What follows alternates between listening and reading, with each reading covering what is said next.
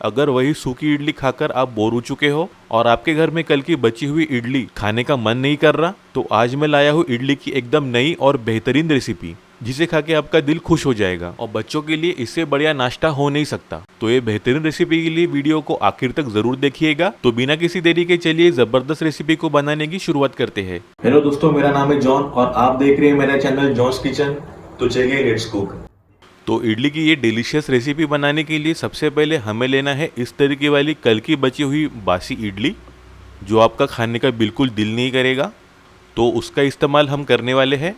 अब इन इडलियों को हम छोटे बाइट शेप आकार में या पीसेस में कट कर लेंगे।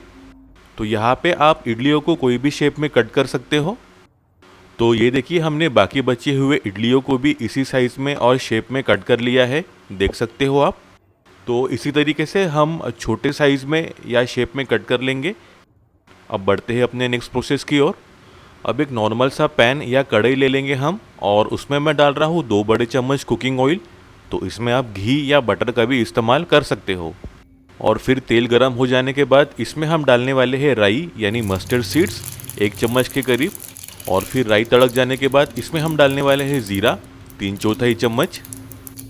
और फिर इसके बाद हम इसमें डालने जा रहे हैं ताज़ा कड़ी पत्ता यानी करी लीव्स। तो ये हम डालेंगे 15 से 20 पत्तों के करीब। इससे रेसिपी में बहुत ही बढ़िया स्वाद आएगा। अब मिला लेंगे हम सभी चीज़ों को एक साथ चम्मच की मदद से। अब इसमें हम डालने जा रहे हैं 1 से 2 बारीक कटी हुई हरी मिर्च। तो मिर्च की मात्रा आप अपने हिसाब से कम या ज़्यादा कर सकते हो। अब इसके बाद हम डालने जा रहे हैं प्याज। तो यहाँ पे मैं एक छोटे मीडियम प्याज को बारीक चॉप करके डाल रहा हूँ इस तरीके से। मिला लेंगे हम प्याज को और चलाते रहेंगे हम चम्मच की मदद से इस तरीके से, जब तक कि अपने प्याज हल्के सॉफ्ट नहीं हो जाते तब तक। और फिर हम डालेंगे टमाटर। तो यहाँ पे मैं छोटे मीडियम साइज़ के टमाटर को इस तरीके से चॉप करके डाल रहा हूँ। अब मिला लेंगे टमाटर को भी हम।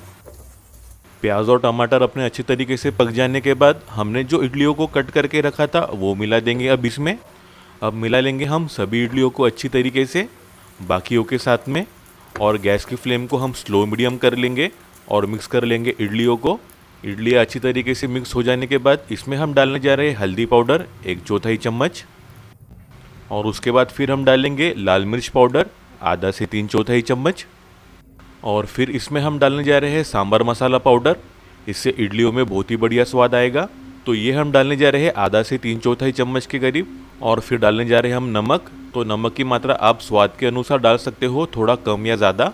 अब एक बार और मिला लेंगे हम सभी इडलियों को अच्छी तरीके से मसालों के साथ में, और मिक्स कर लेंगे हम इन्हें। और आपकी इडली अगर बहुत ज़्यादा ड्राई होगी तो आप थोड़ा सा पानी छिड़क सकते हो। और एक बार अच्छी तरीके से टॉस कर लेंगे हम इडलियों को। और देखते ही देखते अपनी ज़बरदस्त इडली का नाश्ता बनके तैयार हो चुका है दोस्तों। अब इसे गर्मा गर्म सर्व कर लेंगे हम। और बस कुछ ही मिनटों में हमारी कल की बची हुई इडलियों से इतना बढ़िया नाश्ता बनके तैयार हो चुका है दोस्तों। और इसे आप नारियल की चटनी या पीनट की चटनी के साथ सर्व कर सकते हो। और ये रेसिपी बच्चों को तो बहुत ज़्यादा पसंद आने वाली है, ये मेरी गारंटी है। और इस तरीके से इडली की आपको ये वाली रेसिपी कैसी लगी मुझको कमेंट करके ज़रूर बताना, और मुझको फीडबैक ज़रूर देना। वीडियो पसंद आई हो तो प्लीज़ एक प्यारा सा लाइक ज़रूर कर देना। रेसिपी अपने दोस्तों और रिश्तेदारों के साथ ज़रूर शेयर करो। और ऐसे बेहतरीन रेसिपीज़ के लिए मेरे चैनल को सब्सक्राइब जरूर कर लेना। बेल आइकन को दबाना बिल्कुल मत भूलना, इससे आपको मेरी हर वीडियो की नोटिफिकेशन मिलती रहेगी। तो मिलते हैं एक नई रेसिपी के साथ, तब तक अपना ख्याल रखना। Bye, thank you.